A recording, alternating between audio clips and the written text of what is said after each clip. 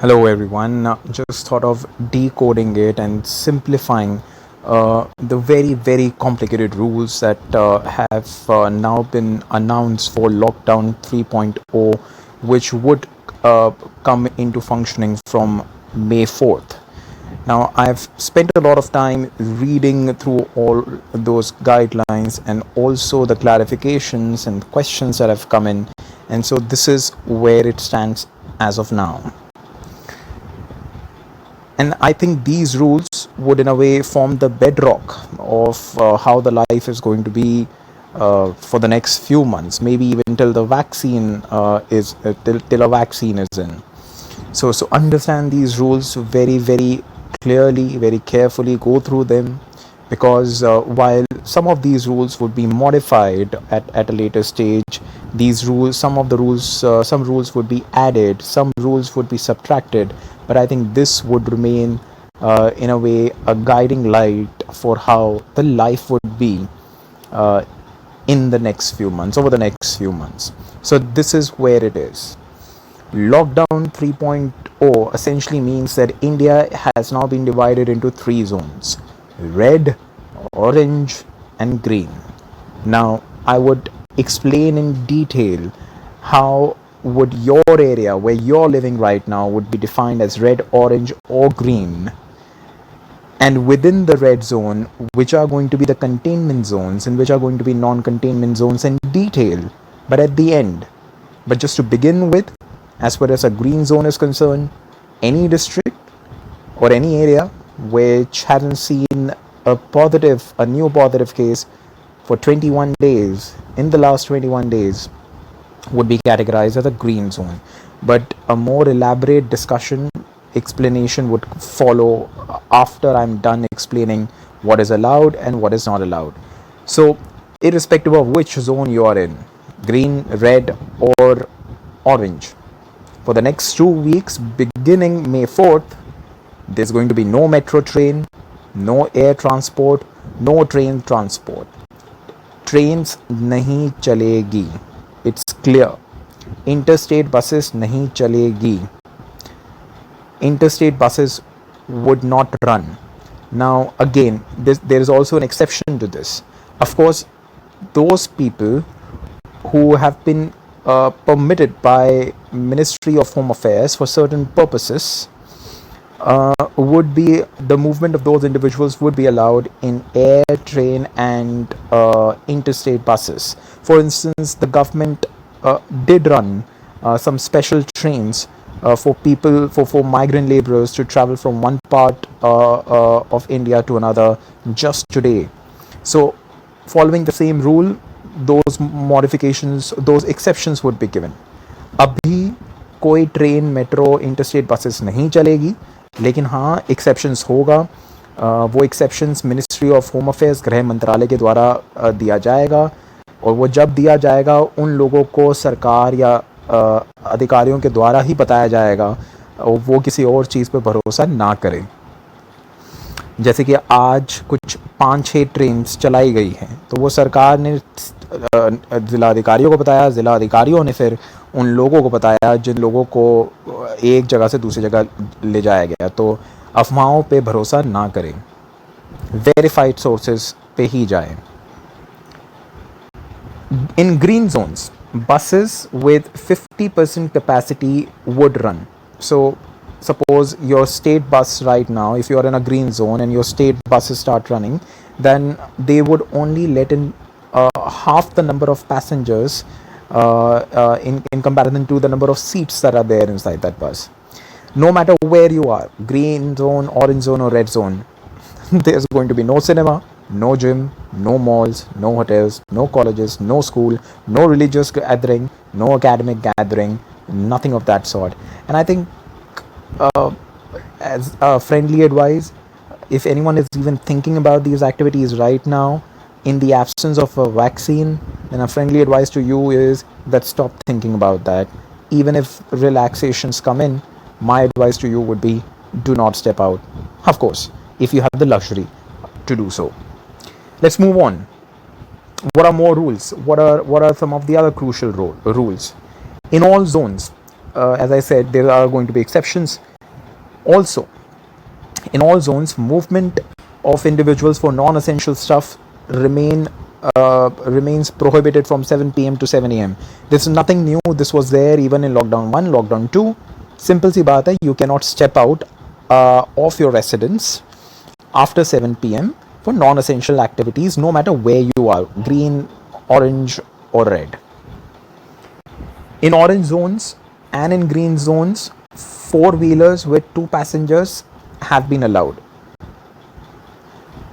This would also apply to private cabs. So cabs can also run in orange areas, in green areas, but the rule is that there can only be 2 persons. So in a cab, this would mean that there can only be a single passenger, because the other person inside the car would be a driver, of course. And now to the rule that I think most people have been waiting for. What's going to be the scene with alcohol? So standalone alcohol shops will be allowed in green zones and in orange zones.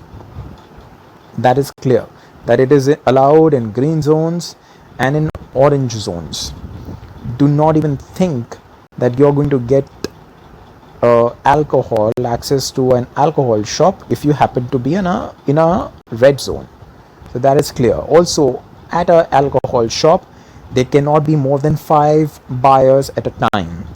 Also, even if you're buying alcohol at a shop, you have to stand at a distance of 6 feet from each other. So social distancing will have to be followed.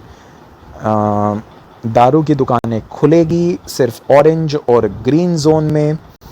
दारू, तंबाकू, गुटखा, पान, इन सभी की दुकानें इन सभी दुकानों को सिर्फ ग्रीन और ऑरेंज जोन में खोला जाएगा. एक टाइम पे इन दुकानों पे सिर्फ 5 लोग हो सकते हैं. उन 5 लोग में हर किसी बंदे के और दूसरे बंदे के बीच में 2 गज दूरी का डिस्टेंस होना चाहिए. Another important point which has now been revealed in these guidelines is that e-commerce of even non-essential items has been allowed in green areas and in orange areas. In red areas, e-commerce of just essential items would be allowed. So now those who were constantly going through their carts on Amazon, on Flipkart, if you happen to be in a green or orange area, you can now go ahead and order some of those items. But if you happen to be in a red zone, you can still order just essential items from these e-commerce platforms. Now in all zones, whether it's a red zone, it's an orange zone, or it's a green zone, the guidelines clearly say that those who are aged 65 and above would stay at home. Those who are aged 10 and below would stay at home. Those with underlying conditions like blood pressure, diabetes would stay at home. Of course, they can step out for to purchase essentials and for medical needs. Now to the most crucial part. How do you understand, how do you know if your area is a red zone, green zone, or a orange zone? Well, you'll get to know that from verified sources. But how would the district administration decide whether your area ends up being a red, green, or an orange zone?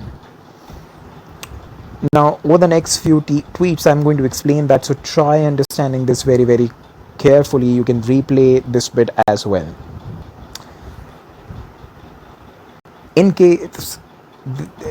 areas where there have been no cases for the last 21 days, those areas would be known as green areas, green zones.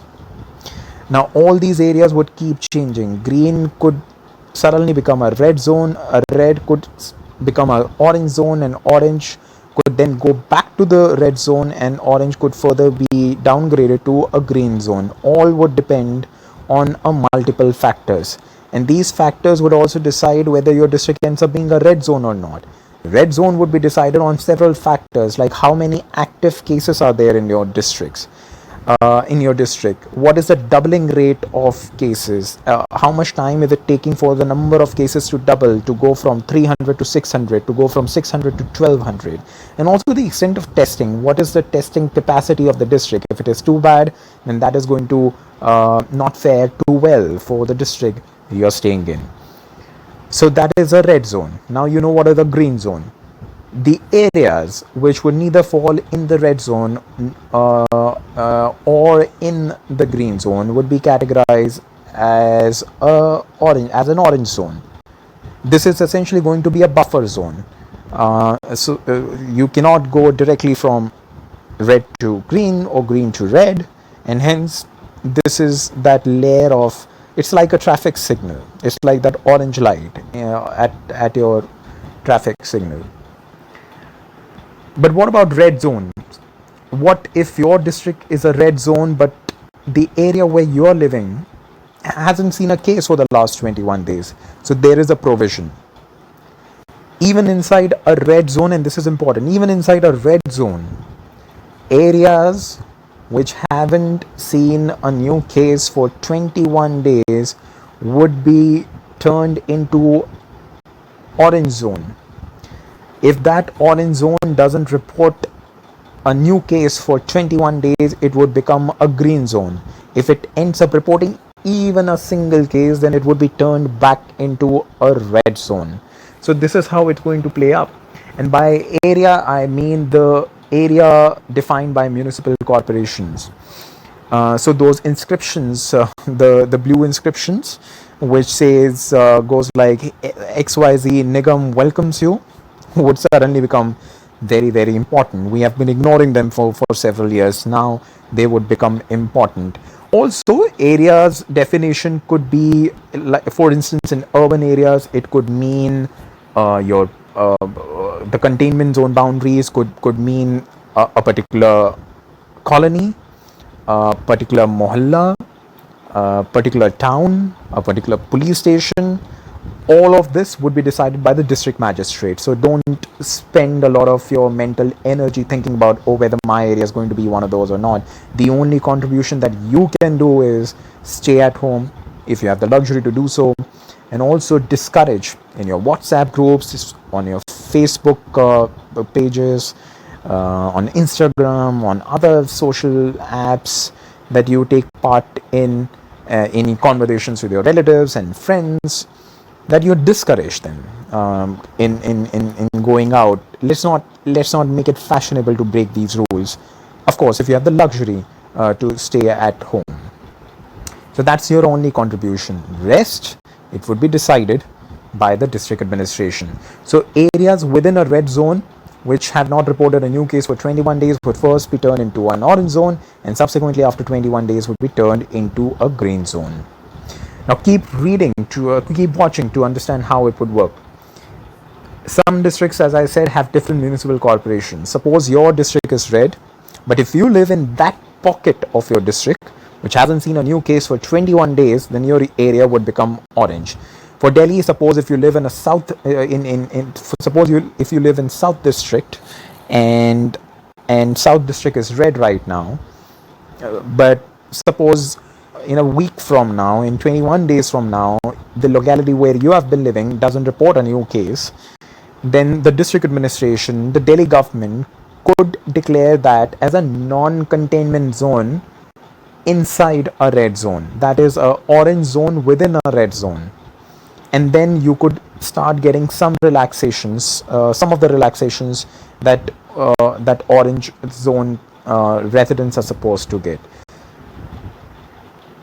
In all the zones, domestic helps will be allowed, except containment zones inside red zones. What are containment zones inside red zones? Containment zones would be the worst hit places inside a red zone. So right now, of course, all districts of Delhi are red zones. So let's pick up a district, say East District. So East District is red right now, but within East District there are going to be areas which are going to be labeled as containment zones. There are over 95 containment zones right now in Delhi. So in those containment zones, domestic helps cannot be allowed, but in all other areas they would be allowed. But again, traveling is going to remain an issue because public transport would remain shut. Alcohol shops, I've already explained the rules. Spas and even barber shops to remain shut in red zones. That is in most of the metros, because most metros right now are red zones. Delhi, Mumbai, Kolkata, all these are red zones right now. So don't expect to get a haircut, or those women who are listening or watching this, um, threading, waxing, etc., at home. Even for men, all of those activities at home, please, but because barber shops are not going to be opening. Let me now take you through the activities that you would be able to take part in if you happen to be in different areas, that is red, orange, and green. There are, of course, going to be different rules for different zones. So first up, activities in red zones, which are outside containment zones. So within red zones, worst hit areas are containment zones. But what about those areas inside red zones, which are not containment zones, which have been downgraded to orange or a green? In those areas, the following activities will still not be allowed. Cycle rickshaws will not be allowed. Auto rickshaws will not be allowed. Taxis will not be allowed. Cab aggregators will not be allowed. Barber shops, as I said, will not be allowed. And also the following activities shall be permitted with restrictions.